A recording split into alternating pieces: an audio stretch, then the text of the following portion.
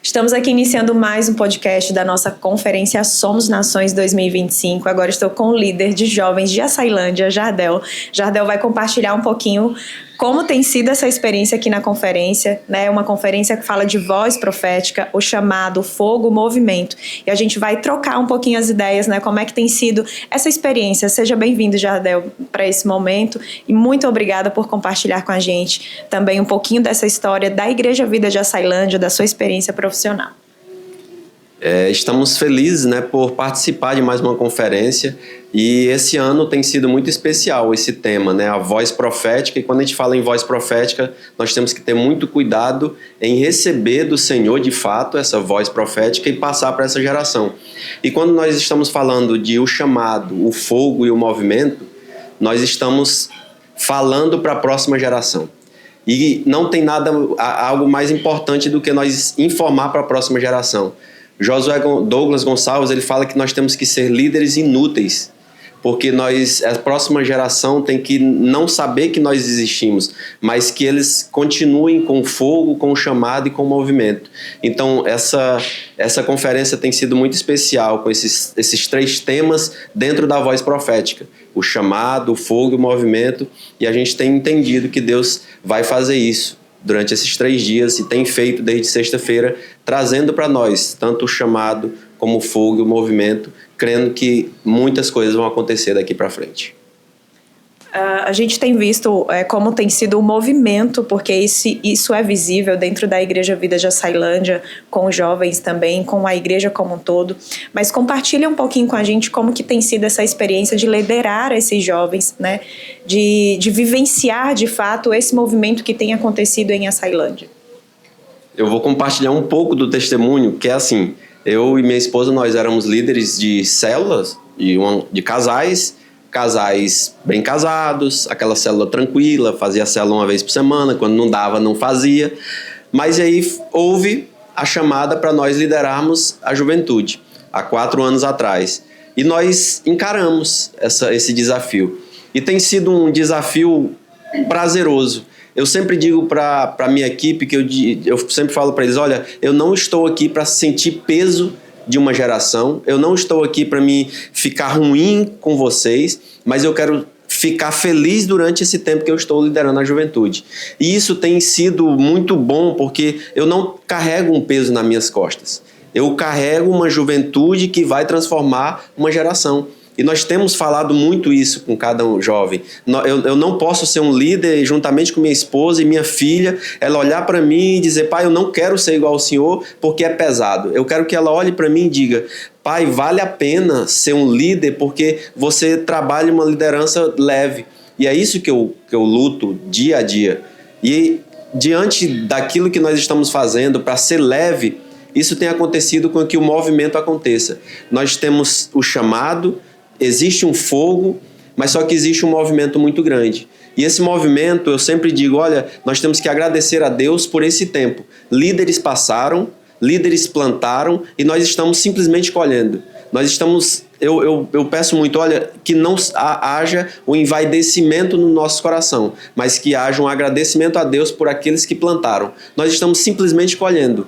Deus nos deu essa oportunidade de colher aquilo que grandes líderes plantaram em Açailândia. É uma trajetória de 25 anos. Aí Deus me dá a oportunidade de eu viver um movimento como está tendo hoje. É só agradecimento a Deus. Mas existe a constância daquilo que nós estamos fazendo nesses últimos 4 anos. É uma constância o tempo todo. Existe uma constância. E essa constância tem feito com que aconteça o movimento. O movimento está acontecendo, a cidade tem conhecido a juventude, a cidade tem falado sobre a juventude Vida Açailândia, e isso é simplesmente uma constância que está acontecendo para que esse movimento aconteça.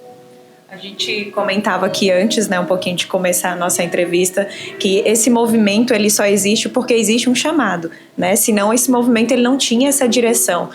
Como é que tem sido ministrar isso na vida dos jovens, né? Trazer esse entendimento de que há uma direção que nós devemos seguir, de que há um chamado e esse chamado é o que nos move. O pastor Kleber, ele falou algo em que eu carrego muito. e eu ministro para a juventude Vida Açailândia. É algo que acho que todas as minhas ministrações, quando eu pego o microfone, eu falo muito sobre o testemunho no dia a dia.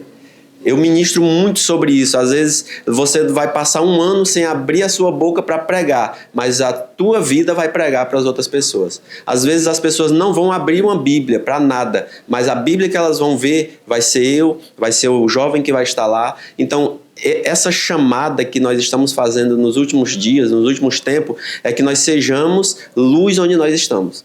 E isso tem feito com que, até para mim, como no meu ambiente de trabalho, eu estou sendo desafiado a algumas coisas, porque eu entendo que Deus está dizendo, você tem ministrado muito, mas agora chegou a hora de você provar aquilo que você está ministrando. E tem sido desafiador, mas tem sido prazeroso, porque nós estamos ministrando para que cada um com o seu chamado individual e o chamado coletivo, através da grande comissão, nós possamos de fato transformar uma geração. Não simplesmente ficar com a igreja cheia. Eu sempre falo, nós vamos alcançar 1000 jovens, vamos, mas eu não quero uma igreja cheia. Eu quero uma igreja cheia de testemunhos. Testemunho de mudança, testemunho de que no ambiente onde você está, você transformou o seu ambiente. A gaveta estava aberta, tinha R$50 e eu não peguei porque não é meu. O garçom esqueceu de colocar a Coca-Cola na comanda, não, volta lá e manda colocar a Coca-Cola. Não, mas é Deus que está me dando isso aqui. Não, às vezes diz, tá é Deus está me... Não é Deus está testando e você vai lá e então diga, faltou a Coca-Cola, faltou a água. É isso que nós estamos pedindo a Deus e liberando sobre a juventude Vida Açailândia, para que de fato haja receba o chamado e esse chamado seja colocado em prática. Porque às vezes a gente recebe o chamado, glória a Deus, chamado, aleluia, mas e aí, você está colocando em prática aquele chamado? Não, é só eu recebi o chamado. Recebeu, irmão? Pois então bora colocar em prática esse chamado, que é através do nosso chamado sendo colocado em prática, aí há um movimento. Porque um chamado parando em mim, ele vai parar em mim. Agora, se eu coloco um fogo em movimento, aí explode tudo, aí acontece as coisas, a próxima geração vai nos conhecer, vidas vão ser transformadas, as nossas vidas vão ser transformadas e vamos cumprir aquilo que Deus tem para nós. Jardel, você falou sobre algo importante que é a nossa rotina, e a nossa juventude é uma juventude que cada vez mais ela se preocupa em trabalhar, em produzir, em ser independente, em ter a sua independência financeira mesmo falando. Então são jovens que eles já entram em um ritmo de trabalho e muitas vezes isso tudo pode afastar da presença de Deus, de vivenciar, né, toda a programação da igreja, de vivenciar tudo de estar em um congresso como esse, por conta muitas vezes de uma rotina de trabalho, ou de outros desafios familiares, né? Às vezes pensam muito em um relacionamento, então focam naquilo. De que forma que nós podemos olhar para esses jovens e compartilhar algo que possa ajudar na construção dessa fase, entendendo que é na juventude que nós podemos ser mais úteis para o Senhor, que nós podemos servir e entregar o nosso melhor ao Senhor, sem que a gente precise abrir mão de coisas que são importantes no meu trabalho, minha carreira, minha vida familiar.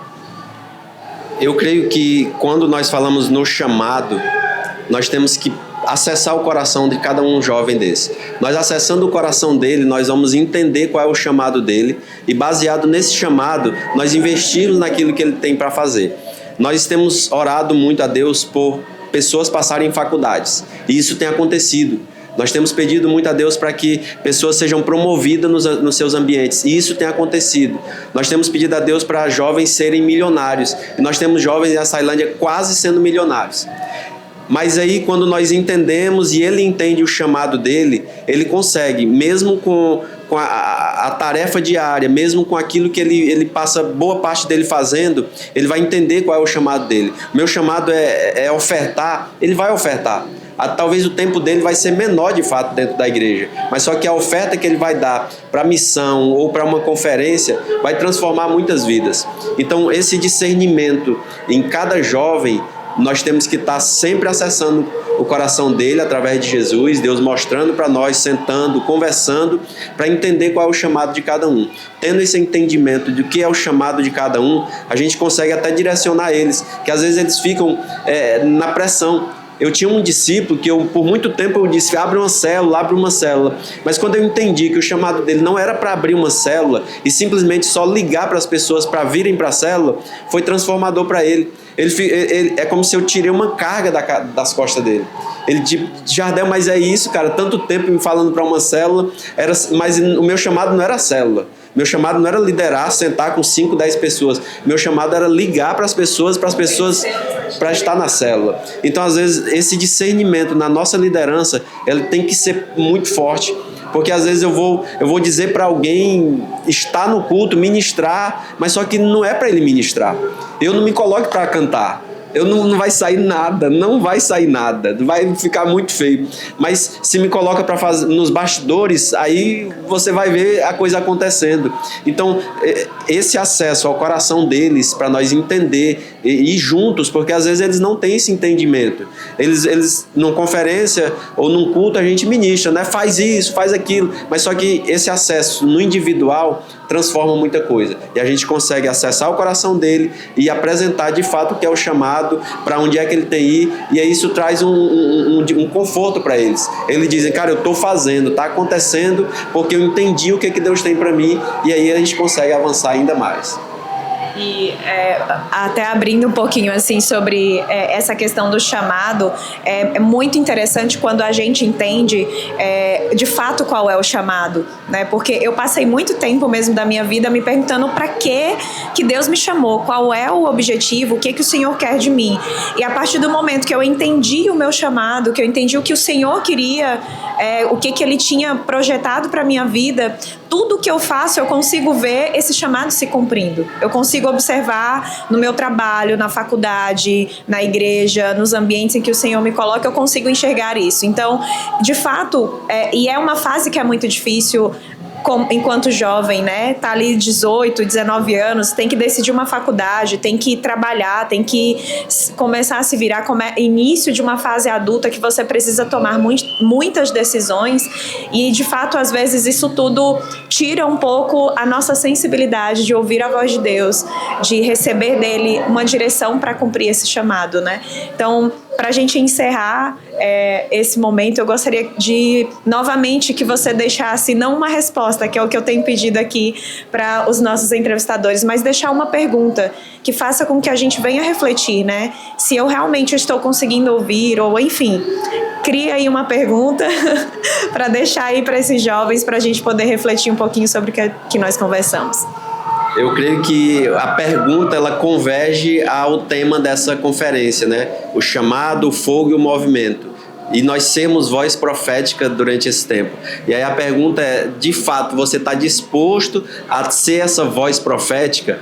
Na minha ministração eu falei, você veio para cá, você recebeu ferramentas para o chamado, você recebeu o fogo e o movimento, você de fato vai fazer, você está disposto a acontecer isso, porque nós estamos afunilando para situações em que vai ficar um pouco difícil nós sermos cristãos. Vai começar a ficar um pouco mais difícil. Nós estamos o Brasil ainda é muito tranquilo, mas só que vai começar a funilar para algo mais difícil. Aí a pergunta é, você está disposto a viver tudo aquilo que o Evangelho faz para que nós possamos pregar? Se você está disposto, seja muito bem-vindo e vamos avançar juntos, porque nós vamos conseguir mostrar para a próxima geração que essa geração de fato foi uma geração forte, foi uma geração transformadora, foi uma geração que mudou ambientes e mudou esferas onde nós vivemos. Jardel, muito obrigada por participar conosco desse podcast, desse momento, né, de interação, de trazer um pouco mais de conteúdo, de reflexão para essa juventude.